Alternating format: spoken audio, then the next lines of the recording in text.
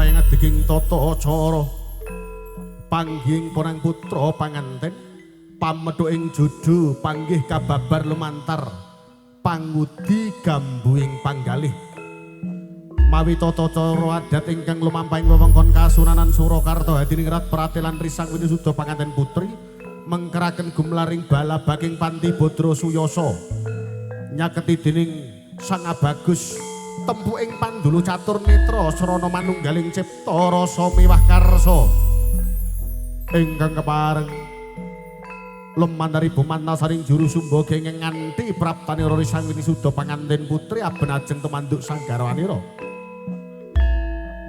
tumapaking gati gumlaring tata cara panggih asta kang kumlawe srana abalang gantal binalang dumadi saking roning suruh nadyanto lumah kalawan kurepe beda warna yen ginigit padha rasa nadyan beda jalma padha nunggal tresna sayekti gantal tinalenan lawe warna seta mugi tansah kekancingan sing tresna jati-jatining kasetyan ya gundang kasih ya gundang tutur kang sami abalang dening risang winisuda panganten tumapaking gati gelaring tata cara pradaksina antiga wiji dadi kapecah peyar ing madaning Bantala ya winasuwan dening sangap pegawé nenggih sang winisuda panganten putri Lina Widyanti SE lumantar tirta suci perwita saring kang kinepung Sekar Sri Taman ya winasuwan sang Abagus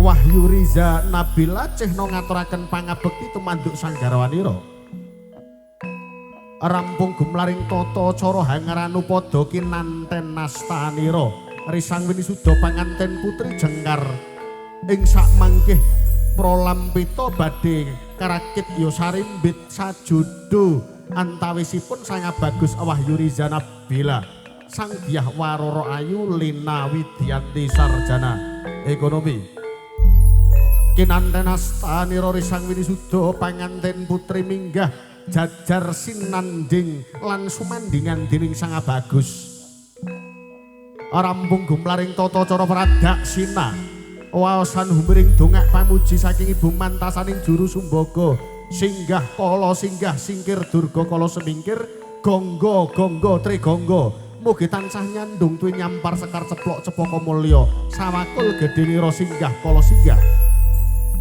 rampung gumlaring tata cara pangabekten risang winisuda panganten jalu mapan ing perangan tengen denya sang Dyah Warara Ayu ing perangan kiring ing kono pralampita tuwin sasmita mijilira upakarti sindur warni gula kalapa eling purwaduksina dumadining keng jalma nenggih putra saking dwi warni gula saking rahipun keng ibu kelapa pethak saking rahipun keng bapak sini keban sindur gula kelapa risang winisuda panganten minggah jajar sumanding panganten anyar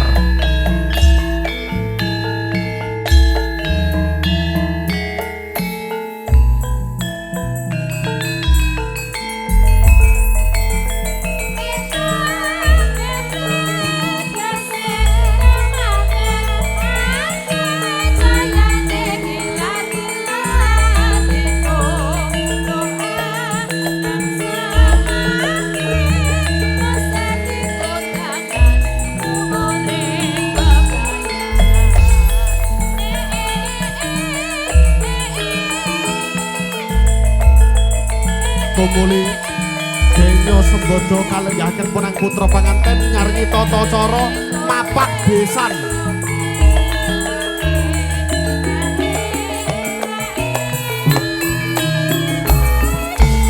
gumlaring tata cara mapak besan adat ingkang lumampah ing wewengkon Kasunanan Surakarta hadiningrat tumuli sang pamangku karsa mengkeraken punang putra panganten mandhap balabating Panti Bodro Suyasa kang kepasta dening ngarsaning besan panjenenganipun Bapak Sukarman Ibu Sudaryati SPDI MPDI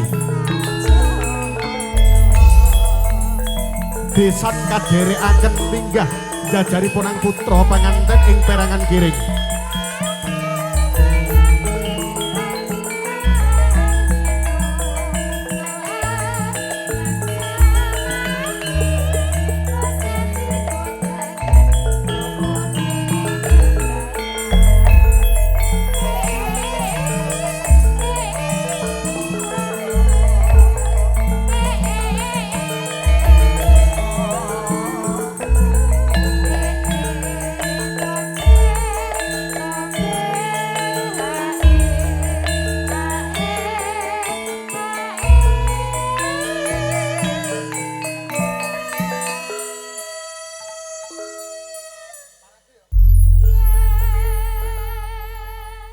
para tamu putri kakung diagung pangaksami nut dewasaning swasana tata cara krobongan mangsa borong Ibu Rini make up gumlaring tata cara krobongan boten kula sanggit utawi lumampah piyambak nyarengi kadang-kadang catering koki kondang saking Sukabumi Kabupaten Boyolali badhe ngaturaken sung sugata pakurmatan sepisan lenggeng sagung para tamu lumantar parade catering koki kondang.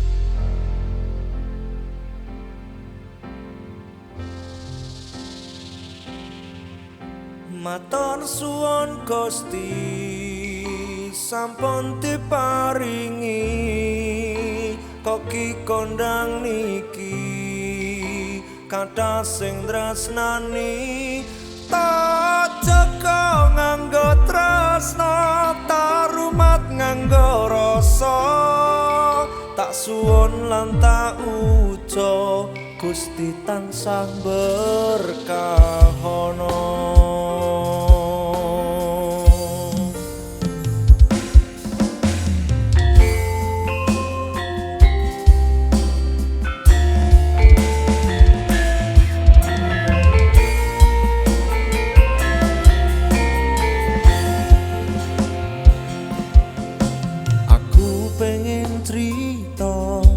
Rasa bunga sing neng dodo rezeki sing tak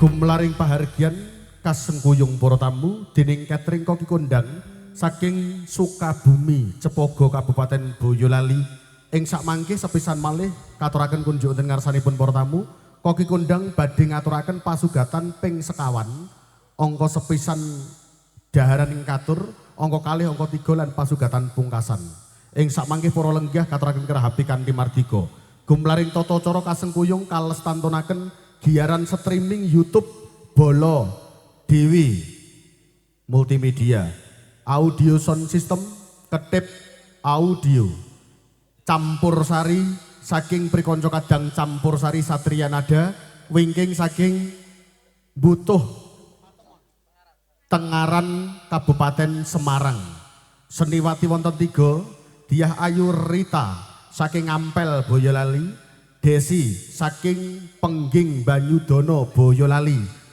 Putri Purnami saking Salatiga Kulo Gilang Sanjaya saking Banaran Kabupaten Boyolali wilujeng lenggah kanthi mardika.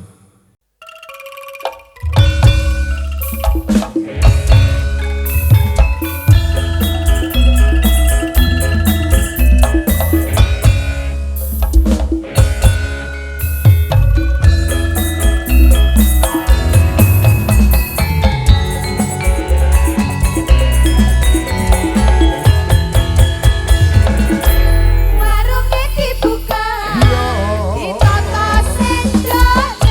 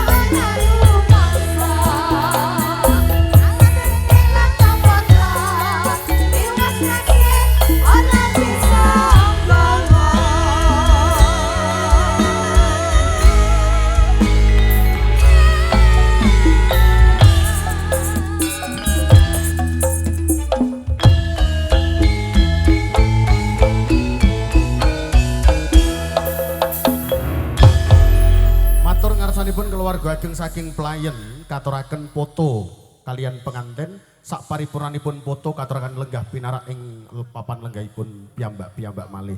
Semonggo lumantar panjenengan Bapak Sumarwanto SPDI wicaksananipun katuraken dherekaken keluarga foto kalian penganten ing sak mangke sak paripurnanipun foto keluarga pisan tumuli gumlaring tata cara kirap kanalindran. Pramila semonggo gumlaring pahargyan nyaringi kula sak kanca Rita Ampel.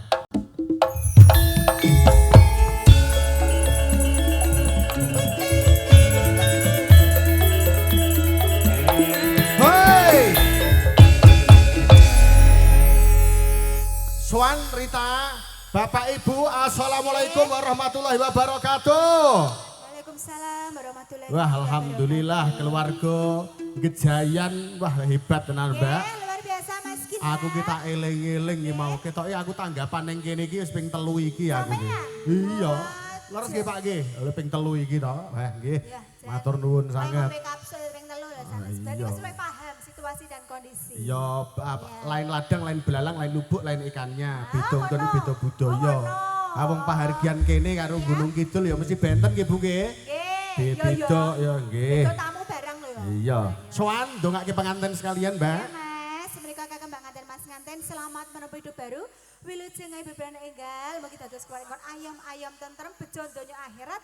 Amin. Enggal pinaringan momongan enggal solan selikah pikantuk rezeki ingkang halal berkah Amin. barokah Mas Gilang. Amin ya rabbal alamin. Amin, ya Katur rabbal kunjuk lenggeng sagung para tamu lan para rawuh. Nggih Mas. Katuraken nyuwun tintinganipun laras pelok padat nenem kewala. Tak bawanane ing samangke paripurna foto keluarga tumuli gumlaring tata cara kalajeng ageng. Oke Mas, monggo Mas Gilang. Gegarane andon tresno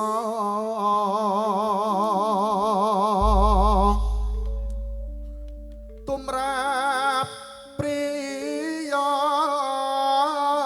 kelawan wanita yakti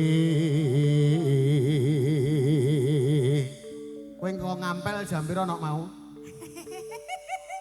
Aku double ki ya duga-duga kok ngampel kok kene Nek aku nek kene ya ora telat lho. Ora, Mas alhamdulillah. Gilang. Ya kurang mengambil. Sampai lokasi aman dan terkendali. Alhamdulillah. Ngoten lho, Bos. perjalanan berapa jam kaya ngampel Hampir 1 jam 50 menit. oh iya aku kok boyolali kota ya jam 18 kok 1 jam 50 menit. nyawiji tekad terus gambo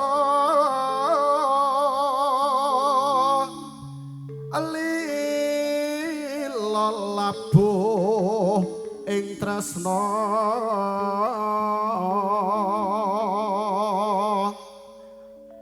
ubah yane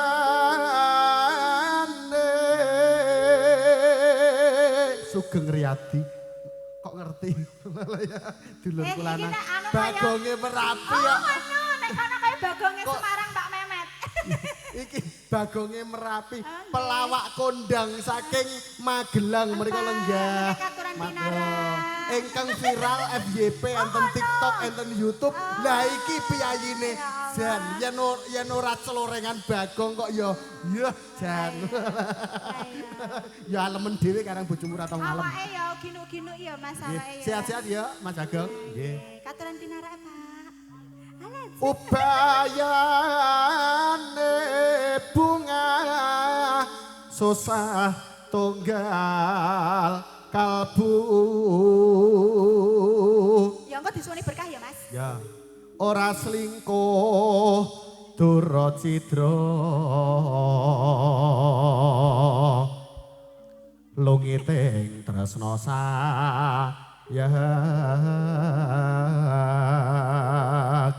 sayakti Sing matur nuwun jare ora selingkuh ngapusi ngene. Dadi ya kulino ya. omah-omah ki siji Heeh. paitane ki saling percaya Ya. tur nek salah siji wis ora gelem percaya gaweane selingkuh lah tenan to Napa? selama ora konangan aman Aja iki berarti iki anu padha tunggu entuk tutup le. Wagah. Gambarnya cerminan to. langgame katur semangga Atiku lega. cocok Atiku remuk selega.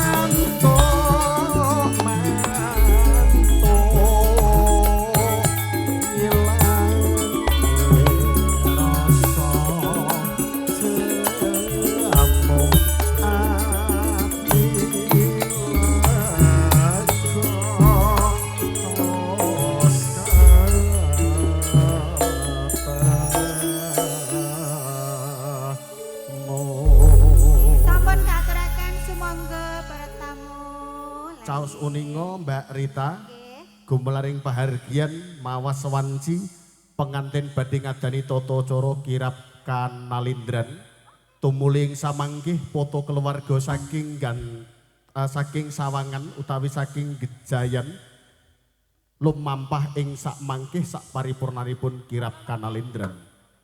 Tumuli lenggahing sagung para tamu putri kakung winanting pakurmatan tumapa ing gati Sang Suba Manggala kepareng badhe hamapak ponang putra panganten ingkang kepareng kadherekaken tumujing sasana tepas busana. Lumampahing Sang Suba Manggala dene lumantar rerepan laras pelok padet bareng.